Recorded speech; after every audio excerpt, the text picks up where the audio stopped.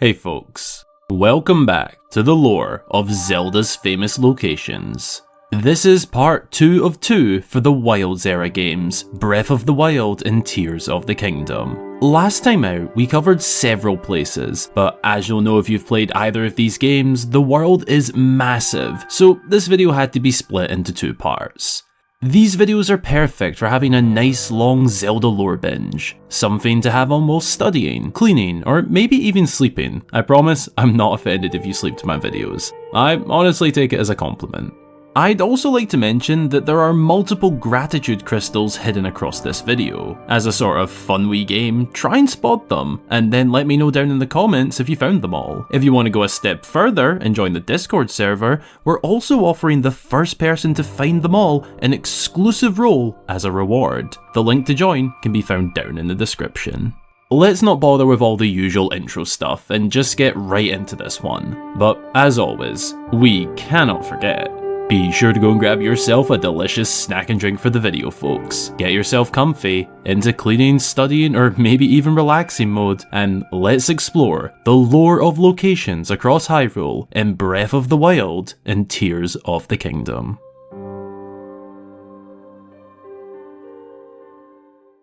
Starting off where I left the last video. As we reach the Gerudo Desert Gateway, we can look out to the main settlement of these lands, Gerudo Town, the home of the all-female population, Gerudo, known for their strong, tall warriors, strictly guarded entrance points, but extremely beautiful insides. Gerudo Town is a unique place. Not only is it found in the middle of the harsh Gerudo Desert, but the way of life here is different to the rest of Hyrule. As mentioned, the Gerudo are entirely female, bar one Gerudo male born every 100 years, typically Ganondorf. Living so secluded from the rest of Hyrule, you'd maybe think that they tend to stay here, but their way of life and culture is quite the opposite in fact. From a young age, the Gerudo are actually taught and educated about what leaving their home will be like, with a focus on finding a partner. There are actual classes here to help Gerudo women find their true love, and this unique part of their culture is one of my favourite little details about them. In the centre of town we find this marketplace, with stalls selling everything. There are lots of little alleyways with other oddities round each corner, from a Sanseal rental place to a bar where Link can grab a cold one. The warriors train in the northeast of the town, next to the throne room, which is where you'll find Lady Riju, the young but powerful leader of the Gerudo. But how she came to this role so young is quite sad. Unfortunately, Riju's mother was murdered by the Yiga clan, servants of Ganon who reside in the north of the desert. Being the only child, Riju fell straight into the role, and despite not even being a fully grown adult, she commands the Gerudo people.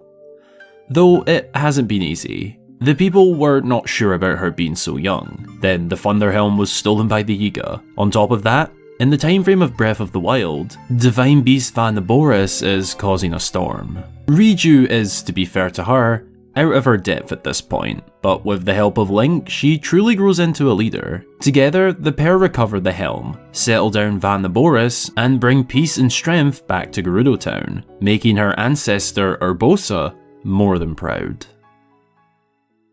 Come Tears of the Kingdom, and Gerudo Town is in a state.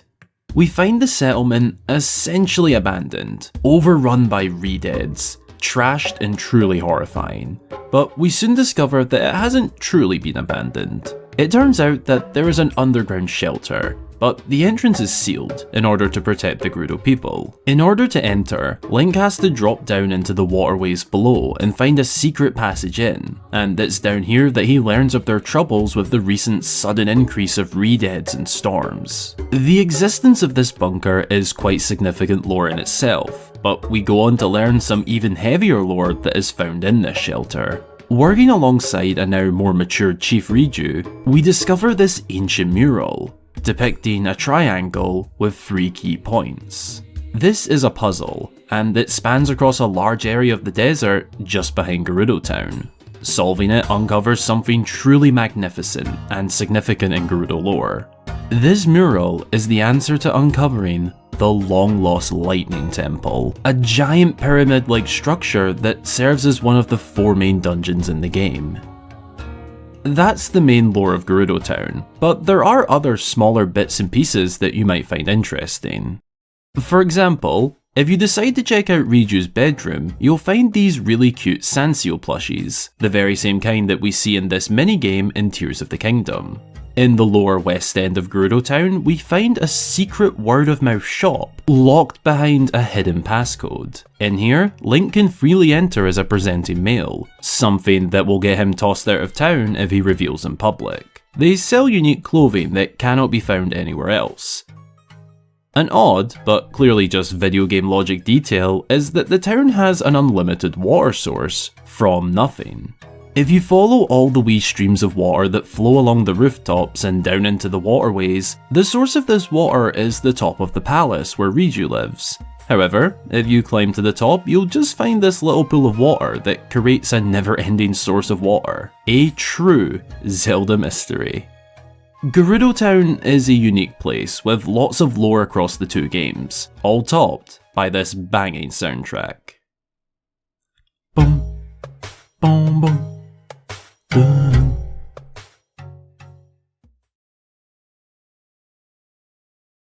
In northern Lanayru, tucked away within the mountains that wrap around the water, we can find the stunning and massive Zora's Domain.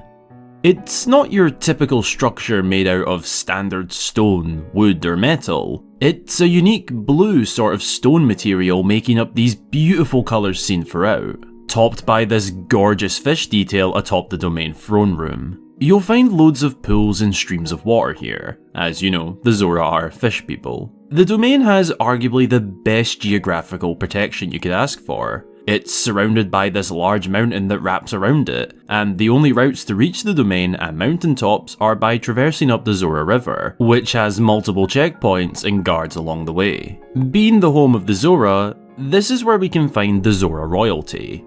In the day of Breath of the Wild, that's King Dorothan and Prince Sidon, with Princess Mipha sadly no longer being with us.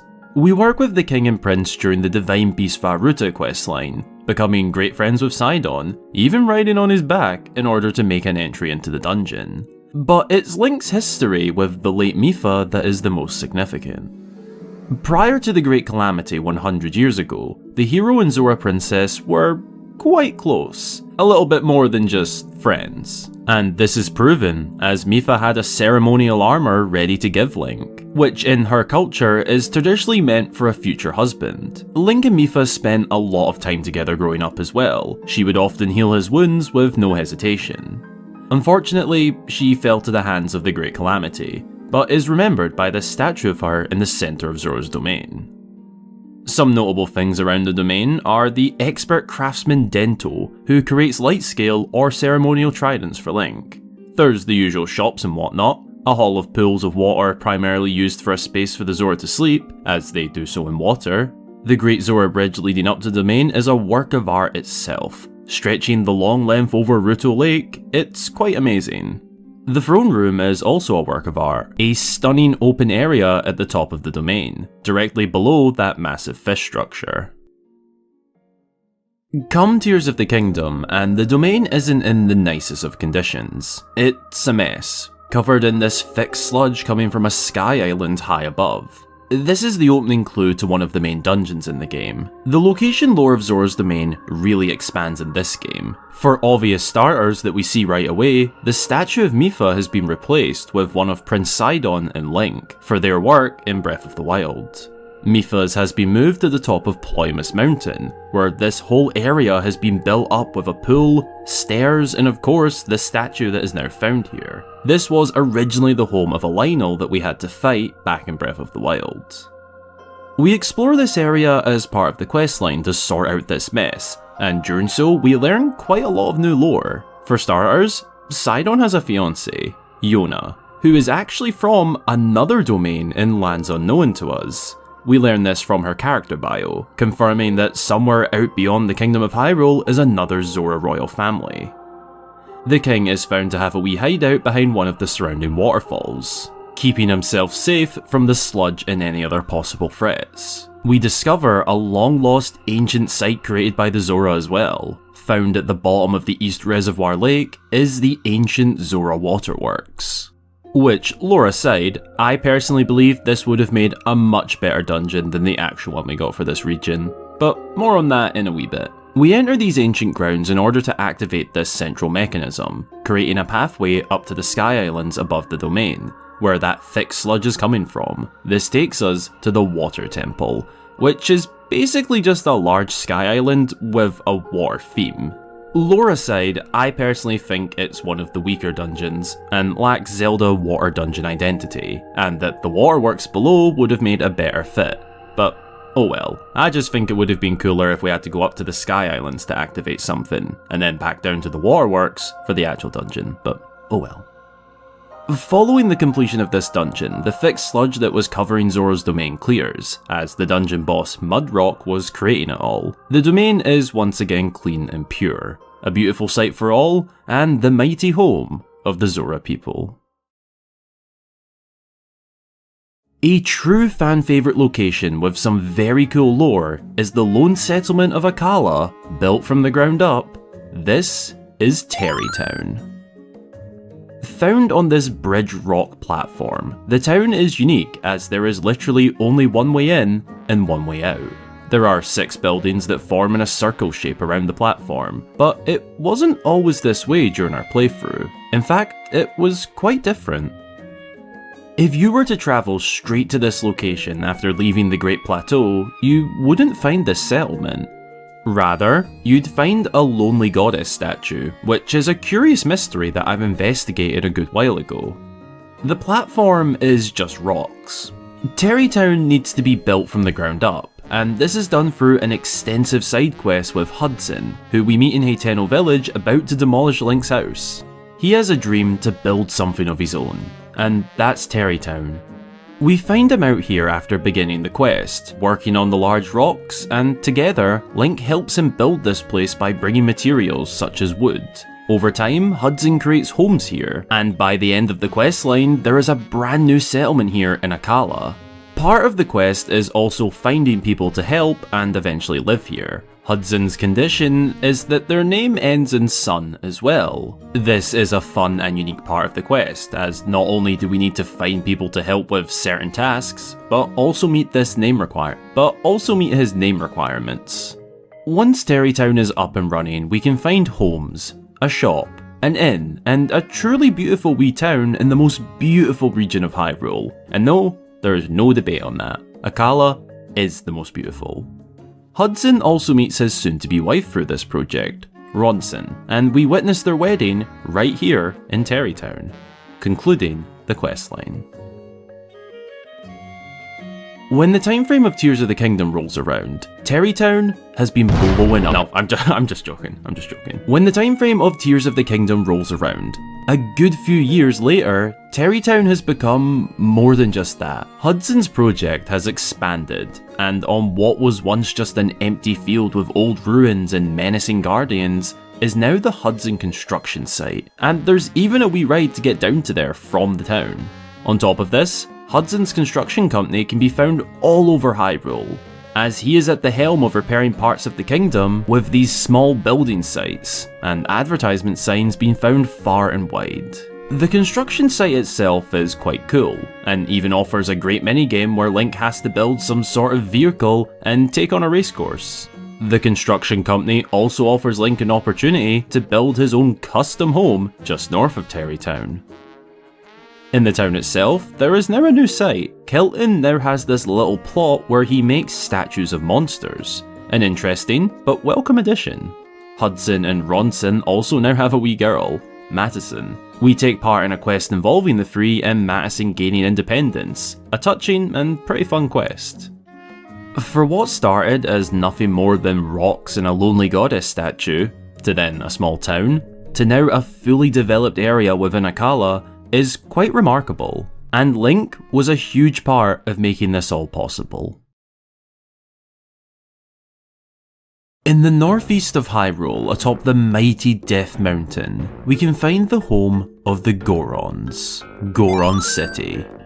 a strong rock-built settlement with lava streams and friendly brothers all around. The city sits around here on the mountain, far up enough to be in the extreme heat conditions, but still a bit away from the peak. We find the usual shops and stuff across this unique city. The Gorons are hard-working people. Most of them do very manual jobs requiring a lot of strength, such as mining precious gems or working with metal. That is the main industry of the Gorons. Aside from the already unique setting, there is one massive lore significant feature of the city to highlight: the rock carvings of past Goron figures. Here we can see famous Gorons from over the years: Darmani III and the Elder Son, both seen in Majora's Mask, Goron from Twilight Princess, and of course Daruk, the former champion of Hyrule from Breath of the Wild. Daruk was a very famous warrior, with a big heart and an appetite for battle. Daruk's grandson Honourable is alive in this day and age. He lives right here in the city, and we work with him during the main questline in fact. However, it's Bluto who's the boss of Goron City. The settlement in this age gives us a brilliant look at their life and culture. The Gorons are an all-male race of brothers, and they are thriving at the moment. However, the reason Link ventures up here is to help sort out the Divine Beast situation atop the mountain, as it's causing the volcano to become angered and unpredictable, sometimes even causing issues in the city itself. Working with the young Goron Honourable, Link does successfully help them out, and Goron City returns to a peaceful state. In Tears of the Kingdom, the lore of the city and those within it really expands. Previously in the Breath of the Wild era, Honourable was a bit of a silly character and not super memorable. However, in Tears of the Kingdom a few years down the line, he has changed. But not for the better. Unfortunately, Honourable has been changed by the mask he wears along with the outfit. This was given to him by Phantom Zelda, a creation of Ganondorf, causing Honourable to act strange and not in the best interests of the Gorons. He now also has a whole company set up across the whole mountain, never mind the city. Gorons are eating marbled rock roast, which is actually tainted with gloom, making Gorons ill. The mountain temperatures have also dropped massively since the last game. There are a lot less lava pools and rivers now, opening up areas outside the city for us to explore as well. The changes that Tears of the Kingdom brings are more present outside of the city itself, but the settlement does undergo some small changes. The statues of Goron heroes are now decorated, with their eyes having lights. There are new Gorons to meet around town, and generally, life here is good. Physically, the city doesn't change much between the two games apart from some minor changes, but it's still somewhere that's extremely welcoming and always lovely to visit. You know, once Link sorts out Honourable and brings him back to reality.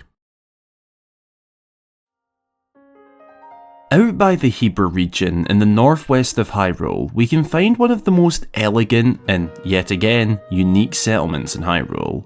This is Rito Village. A tall, slender home built across these pillar rocks within Lake Totori. The Rito are a very special and unique group.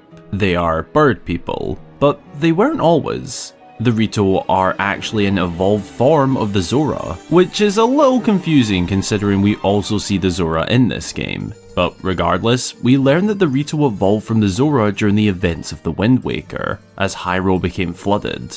The Zora adapted and evolved into bird people. Their home is remarkable. It's built wrapped around this massive pillar. Stairs spiral around and walkways expand outwards to these pods, which are really cool in design as they resemble bird cages. Which is fun because, you know, the Rito are bird people. The top of the pillar the village is built around also acts as a bird perch. After the completion of the Divine Beast Va Meadow questline, the Titan rests up here, exactly like a bird on a perch. The music of Rito Village is also quite interesting. It's a slowed down rendition of Dragon Roost Island from the Wind Waker, the home of the first ever Rito people that we saw. The village has many fun characters and families that Link can talk with. Key figures such as Chief Kennelly were a big part of kicking off the questline to calm Va Meadow down. Kennelly himself is a more unique Rito, suiting more of an owl-like look and being much larger than most other Rito, a wise and fitting chief. There's also the likes of Hearth, who, despite denying it, is definitely in his emo phase. Sorry. Lifestyle. Harf is the village craftsman, particularly with bows, which is something really big in Rito culture, producing some of the best archers Hyrule has ever seen, such as the champion Rivale, who, despite Link and him not seeing eye to eye, was an excellent archer, and from Rito Village. There's also Harf's close friend Teba, who we meet at the flight range, and fly up to Va Meadow with in order to enter the Divine Beast. The people of Rito Village are strong warriors, loving people, and a really close-knit community who live an excellent life out here. Now, whilst not always found at Rito Village, there is another highly significant Rito who cannot go unmentioned, and that is Cass. The travelling bard who, like Kennelly, looks a little different to most Rito, taking on the appearance of a parrot-like bird. Cass can be found all over Hyrule, travelling and singing songs, but his home is Rito Village, along with his wonderful family. A few years down the line, and not only is Cass nowhere to be seen, but Rito Village is in quite the state. It's harshly frozen over and has become too cold for even the hardy Rito to live in. This is due to the regional phenomena going on here due to the upheaval caused by Ganondorf. The ancient Stormwind Arc has returned high above the Hyrule Mountains, and this has caused crazy weather to occur in the region. Times are tough here, and many Rito can now be found at the nearby stables as their home has become pretty much uninhabitable. It oddly looks beautiful, and the music is also really nice to listen to, but Rito life has been altered massively because of this, and it doesn't return to normal until Link has ventured up to the Wind Temple above and handled things there. Once the village has returned to its former state, everyone is cheerful and happy once again. But as mentioned, Cass, who once you completed his questline in Breath of the Wild, returns to Rito Village. He can no longer be found here, or anywhere across Hyrule for that matter. His family are still here, but they say nothing on his whereabouts. It's never explained or even hinted at. He could be away in other lands practicing his craft, or maybe something happened to him. It's an odd mystery that we probably won't get an answer to. Between the two games, Rito Village is one of my favourite places to visit. It's in a stunning location, has some incredibly unique people to meet, lots of really cool side quests that go into Rito lore, and all round is just a great place to be.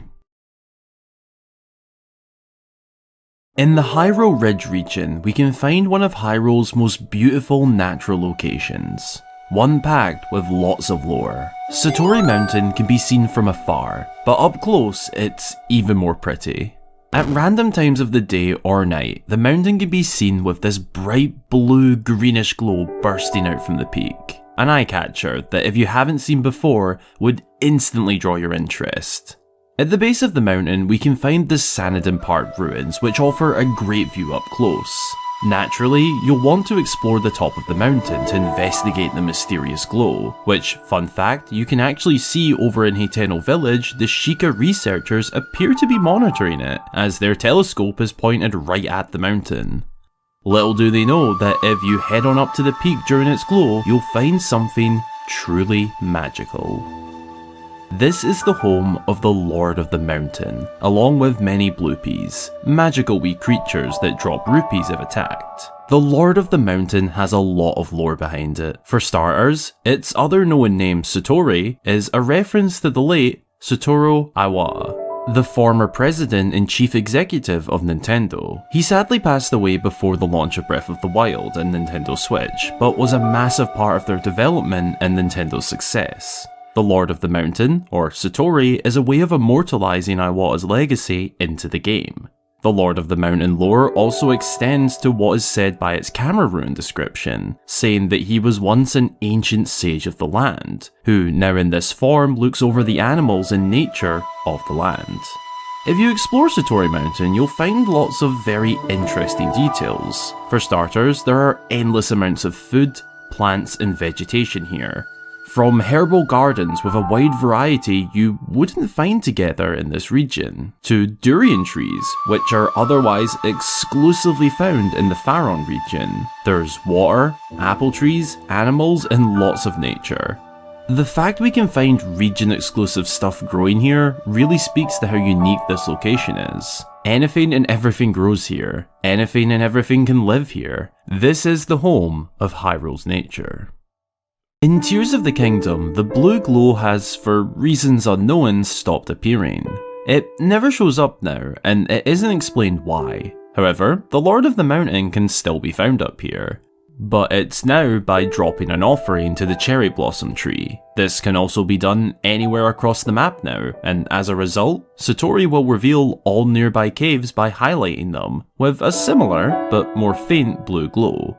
Satori Mountain also has an explorable cave now, with a giant foe inside, so proceed with caution.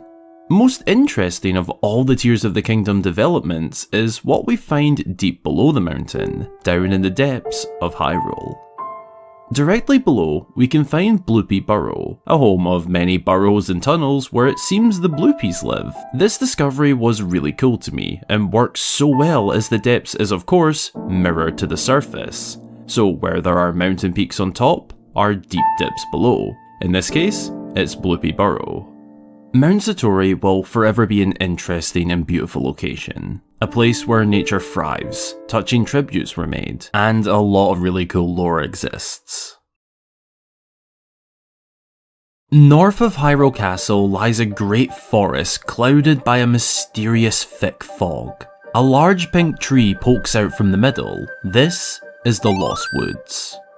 A famous location throughout the history of the Zelda series, seen in The Legend of Zelda, A Link to the Past, Ocarina of Time, Majora's Mask, Oracle of Seasons, Four Swords Adventures, Spirit Tracks, A Link Between Worlds, and now Breath of the Wild in Tears of the Kingdom. The Lost Woods is teeming with lore and mysteries a belter. You can only enter via one lone path found on the eastern side of the woods, just up the road from the military training camp ruins. Once Link enters, a subtle little jingle of music plays. A hollow and slightly unsettling theme begins. You are now in the Lost Woods.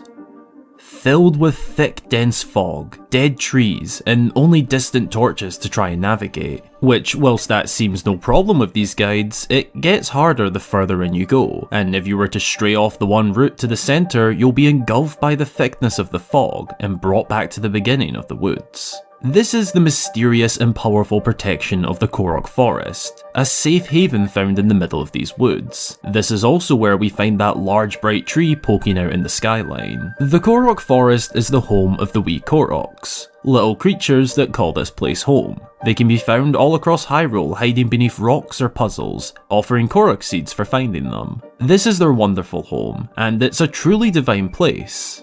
The Korok Forest is also the home of the Great Deku Tree, the guardian deity that looks over these lands. He's appeared in other games, most famously Ocarina of Time, where he acted as the opening dungeon in Link's Adventure, and most recently in Echoes of Wisdom. In this age, he looks over the Master Sword, which can be found resting on the pedestal in front of him. This is Link's reason for venturing in here, to retrieve the blade that was his over 100 years ago. After Link fell in battle in the fields of Blatchery Plain, Princess Zelda brought the Master Sword here to recover from its battle scars. In the modern day, Link must have at least 13 hearts to be able to pull the blade. Having less will result in an early end to his adventure. The Great Deku Tree can be explored inside as well. Walking into his lower area presents us with a shop, inn, and campfire. At the very top of the deity, we also find a little rooftop garden, which is just lovely. From this centre point of the Lost Woods, we can actually explore the further reaches that wouldn't be possible from that original main path. Through side quests, we can venture to the corners of the woods, seeing interesting locations such as Lake Saria and Mido Swamp, both named after Kokiri children in Ocarina of Time, who in terms of lore were said to have become the Koroks further down the timeline. In the darker reaches of the Lost Woods, we also find these haunting trees with wide screaming mouths, making the journeys all the more unsettling. This is all in Breath of the Wild, but once the time frame of Tears of the Kingdom rolls around, things change. A few years down the line, and that old route of entering the woods no longer works. In fact, there is no route through the woods directly that you can take. The Lost Woods has become infested with Ganondorf's gloom. It's now impossible to just walk on in like we did a few years ago. You'll simply just become lost and return to the beginning. Rather, Link must take a dive down the Minshi Woods chasm and enter from below, navigating his way through the Korok Grove down in the depths, which are an eerie woodland in the darkness.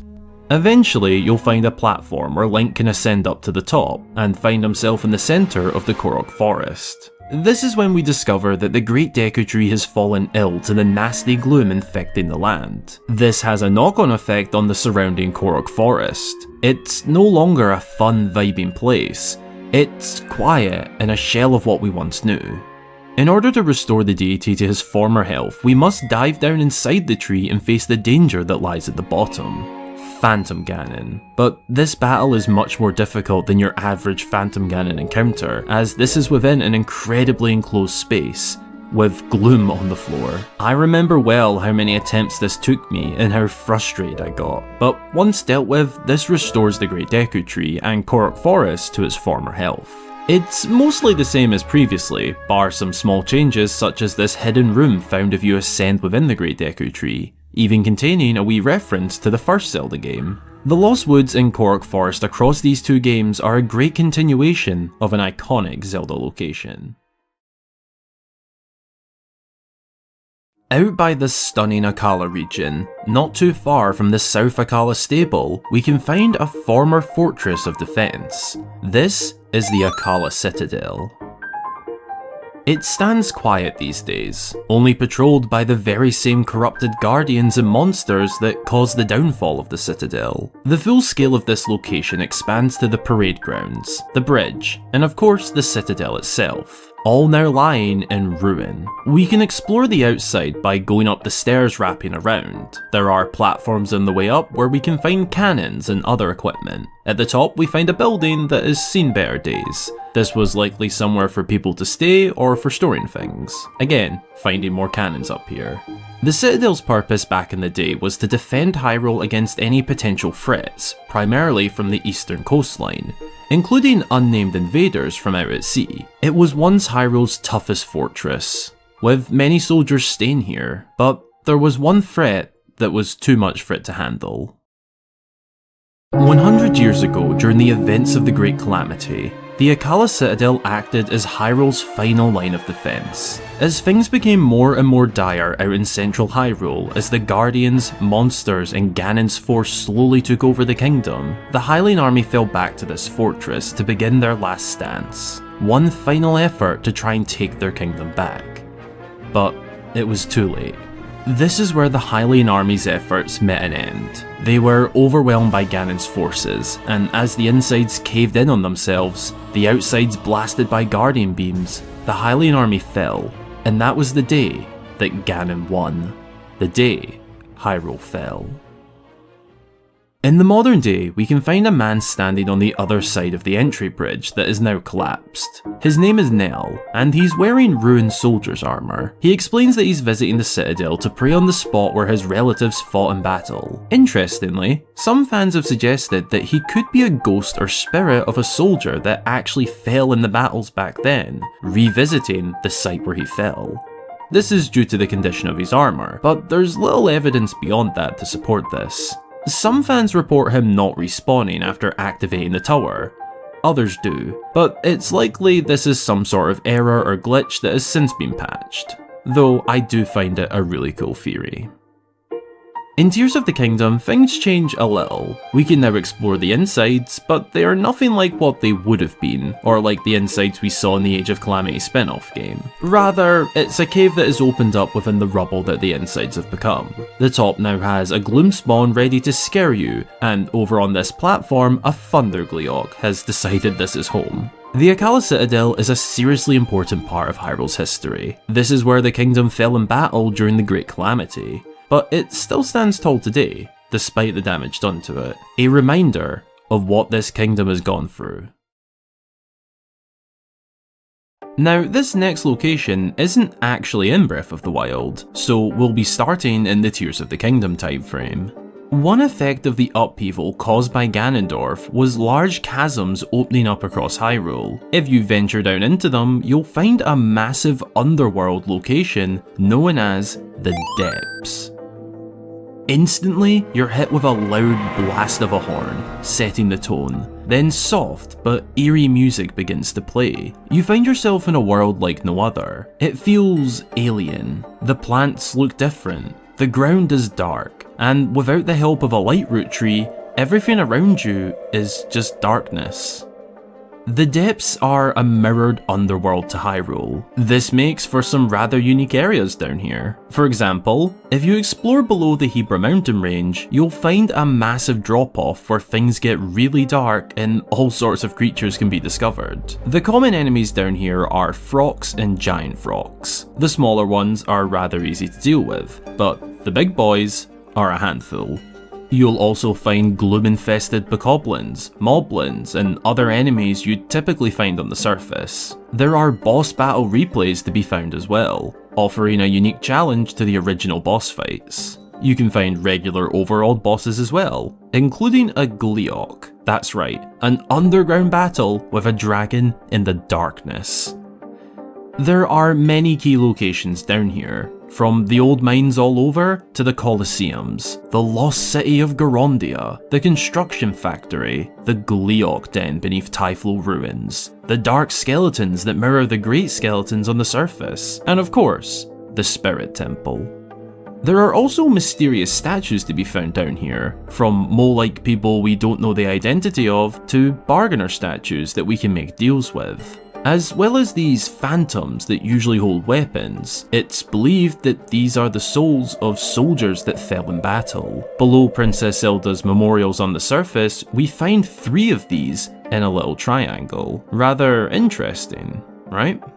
The depths are also the new home of the Yiga clan. You'll find several Yiga camps down here, as well as Master Koga, who managed to survive quite the fall in Breath of the Wild. It's interesting that we find them down here, as they are Ganon worshippers, and Ganondorf is found down here. Perhaps they gravitate.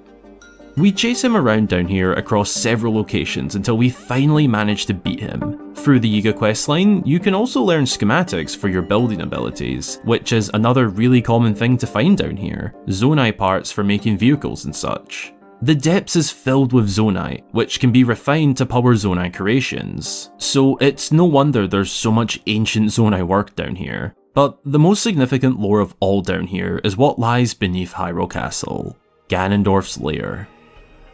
The source of Hyrule's gloom is found in the depths and requires quite the journey to get there. This is the deepest of the deep. You travel through old ruins, forgotten passageways that have been around since King Rauru sealed the Demon King away in ancient times. And at the bottom of it all is Ganondorf. Originally found here in the imprisoning chamber, but later found even deeper down in his gloom lair. This is where the final boss battle begins, at the deepest point of the depths. Throughout the depths, you'll also find these gloom roots, which all point back to the castle, where Ganondorf is. It appears as though they're draining all life to feed Ganondorf, a very neat attention to detail. Overall, the depths are an incredibly unique location. They contain a lot of significant lore and mysteries that you could dive into all day. I've made a dedicated video on the lost city of Gorondia, as well as the dark skeletons if you're interested in a deeper dive into those specific topics. I'll link them below.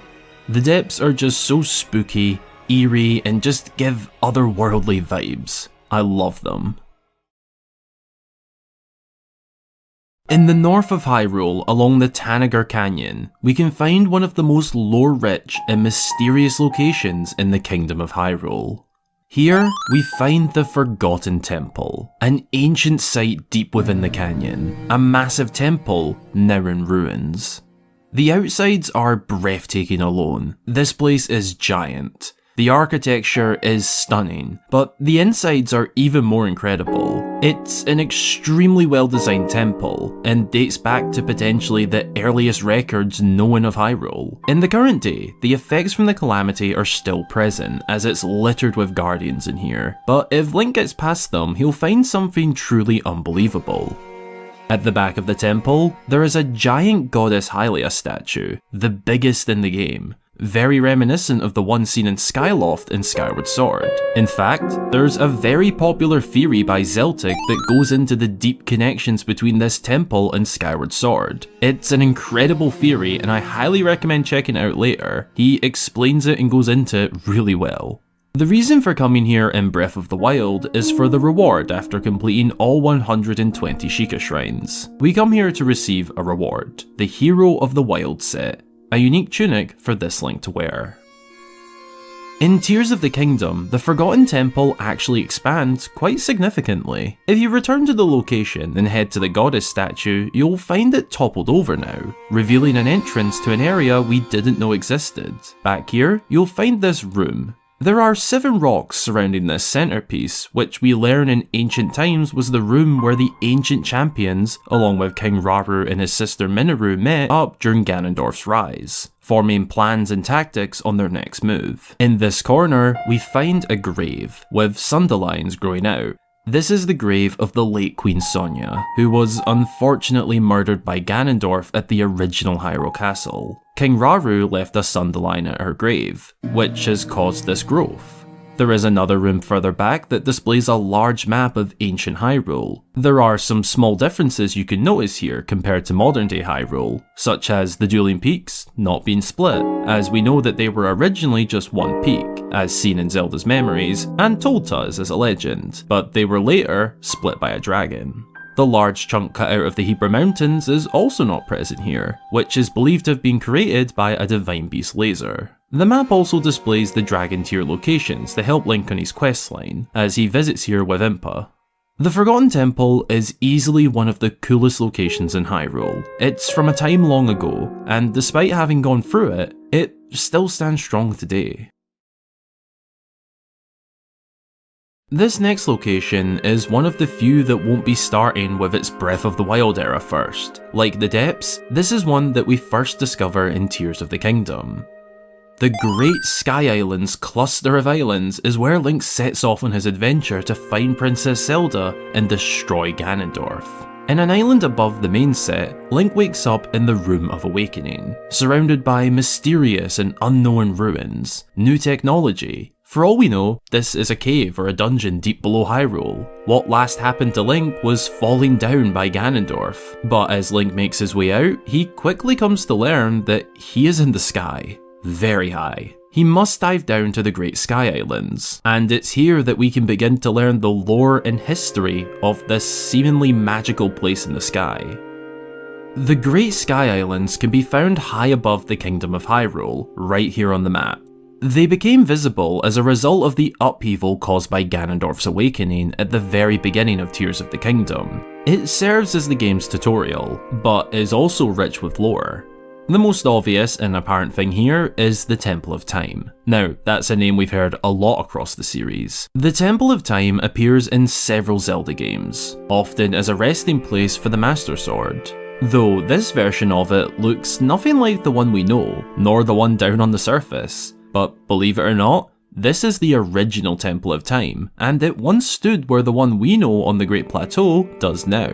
We'll get into how exactly it moved in a wee bit, but let's talk about the temple's lore in this time frame. Outside the doors of the temple is where Link first meets the ancient king of Hyrule, King Rauru, in spirit form. Turns out that Rauru was that mysterious hand at the beginning of the game down in the imprisoning chamber, the one that saved Link from falling to his doom. He explains to Link briefly what's going on, and this kicks off the tutorial as Link must visit the Zonai shrines in order to open the door to the temple. Once inside, we're met with this stunning interior, water flow and machine works. It's quite elegant and like nothing we've ever seen in the Zelda series. We need to use our new ability Recall in order to make our way up here, and this leads us to the platform round the back. Over here, one of the most important cutscenes in the game takes place. This entire time, Link had been carrying the broken Master Sword following what happened not so long ago with Ganondorf. On this platform, he meets a golden orb. Not entirely sure what it is, Link approaches, and this mysterious orb asks for the blade, and in unexplainable fashion, the sword is taken through time by Princess Zelda in the ancient past, where she is stuck, and she takes the blade to heal it.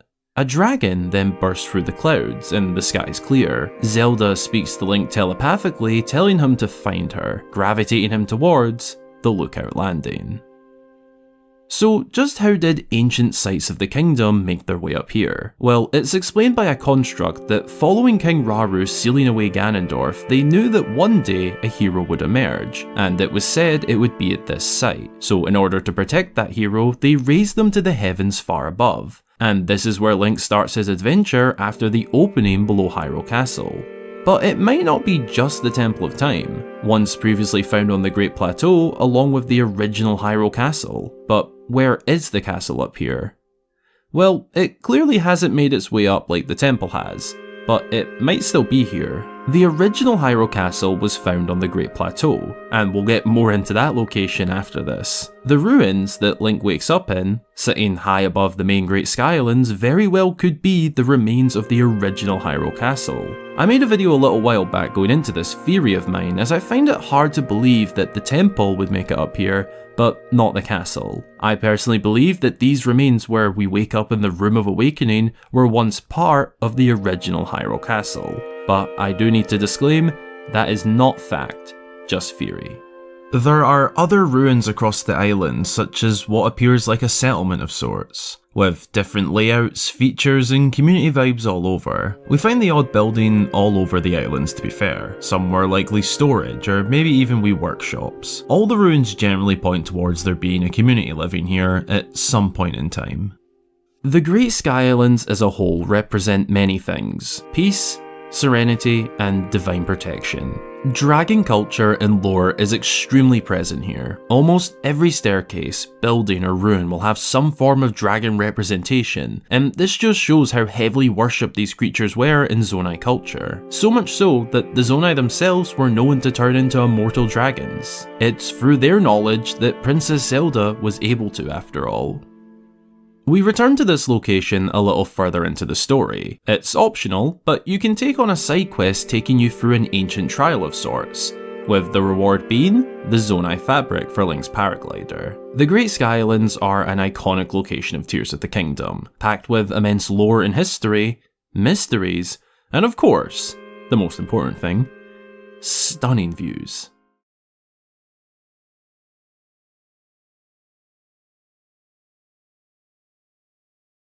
Before getting into the final location of the Wilds Era episode, I want to highlight some locations that absolutely deserve to be highlighted, but I just don't think I could fit them all in with their own individual segments. From places of mystery to just places that look cool, here are my honourable highlights.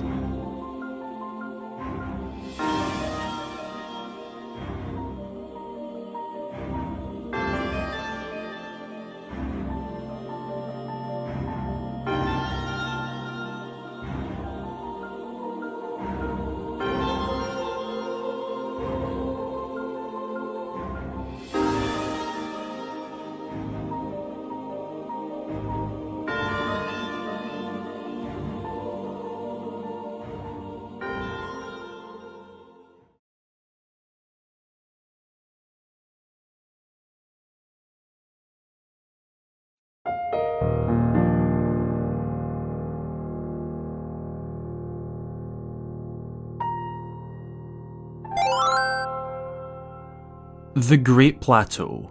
Back where it all started with our first footsteps into the world of Breath of the Wild. This was our very first look at this iconic, expansive, and magnificent version of Hyrule. A post-apocalyptic world laying quiet in ruin, taken over by nature, and our knowledge on what's going on is non-existent. The Great Plateau is, if you hadn't guessed by the name, a plateau, which is a raised area of land like this. In the centre, we can find a creation of the Sheikah within this cave. This is the Shrine of Resurrection, which has been mentioned across these two videos, and this is exactly where you'll find it. This is where Link was taken 100 years ago after falling in battle, though Zelda and the Sheikah were not actually 100% sure it would work, as the shrine was still experimental, but that gamble would pay off, as this is where our adventure begins with Link waking up on this bed. As he gets his bearings and heads for the exit, this is where we get one of the most iconic shots in the Zelda series. On the Great Plateau, there is only one inhabitant here, the Old Man, who helps guide Link around, including activating the Sheikah Tower, which sets off a chain reaction causing the rest to pop up across Hyrule. He pushes Link in the direction of the 4 Sheikah shrines found on the plateau, but why? Well, it turns out that this old man is actually the former King of Hyrule, just in spirit form. We learn this atop the Temple of Time ruins after completing all 4 shrines. The king reveals himself and explains to Link exactly what has happened to Hyrule, as the hero has no memory after being in there for 100 years. After being told that the kingdom fell to the hands of the Calamity, destroying a large majority of life, especially in central Hyrule, the king guides Link off on his quest. But let's explore the plateau and what it has going on. Well, of course there is the main ruin here, the Temple of Time, an iconic Zelda location that has appeared many times across the series. Back in the day, prior to the Great Calamity, many people would have visited here to pray to the goddess Hylia. There are also 3 smaller buildings in front of it that each bear a symbol of the 3 golden goddesses that created the land. Perhaps on the way to pray to Hylia, people stopped in these individual smaller buildings to pray to each of the individual goddesses for their part in creating Hyrule. Despite the Great Plateau taking a lot of hits from the Great Calamity, this fine structure still manages to stand today. Other sites, such as the former settlement here, are not so strongly standing. We can find the remains of what once was, most noticeably down at the Eastern Abbey just across from the destroyed bridge. But there's also the likes of the fountain and where homes probably were. Back before the Calamity, there was life here on the plateau, but now, it's a ghost town taken over by nature. There is natural nature as well, such as the Forest of Spirits across the northern side of the plateau, the River of the Dead on the western side, and Mount Hylia on the southern side. Atop this mountain is a very interesting detail, a grave that actually belongs to the King of Hyrule. Now, whilst that's not outright displayed in game, it is known through the game files, which titled this as the King's Grave. This makes sense as he's just been waiting here all these years for Link. Not too far down from here, in the woodlands of the southern side, below the Temple of Time, we can find the Old Man's Hut, a place where, in his disguised form, the King of Hyrule would reside. We can still find the odd active guardian up here as well. In the Eastern Abbey, there is one that is in the way of reaching the Sheikah Shrine here, which is a scary, but necessary introduction to guardians. During the Breath of the Wild DLC pack, The Champion's Ballad, we actually get a cool expansion of the Great Plateau lore. If Link returns to where he started in the Shrine of Resurrection, he can enter a trial of sorts, with a unique weapon known as the One-Hit Obliterator. Its name pretty much explains it. It can one-hit kill enemies, but on one condition. The wielder also takes on those conditions. Link himself also becomes a one-hit target. This questline adds more shrines to the plateau as well, but the truly large expansion comes after this. We enter a 5th dungeon that is found below the Great Plateau. A sort of 5th divine beast that is actually a mix of all the elements. Completing this dungeon takes us to a Sheikah monk, Maz Koshia, who in really unsettling fashion begins to stand up from his platform where every other Sheikah monk would give Link a blessing. Maz Koshia stands up and challenges Link to a battle. We are then transported to a giant floating platform in the sky to battle the highly skilled monk. Upon completion, Link is rewarded with the Master Cycle Zero, a Sheikah Tech motorbike to travel across Hyrule on, which is just ridiculously cool. The Great Plateau is where everything started, not just for Breath of the Wild as a game, but Hyrule, in lore. That is what the King of Hyrule tells us, and for a while that information was a little confusing, as you'd think Hyrule Castle and Castle Town were the beginnings of Hyrule. But the king says that according to legend, the Great Plateau is the birthplace of Hyrule, and in Tears of the Kingdom, we learn why that is actually the truth.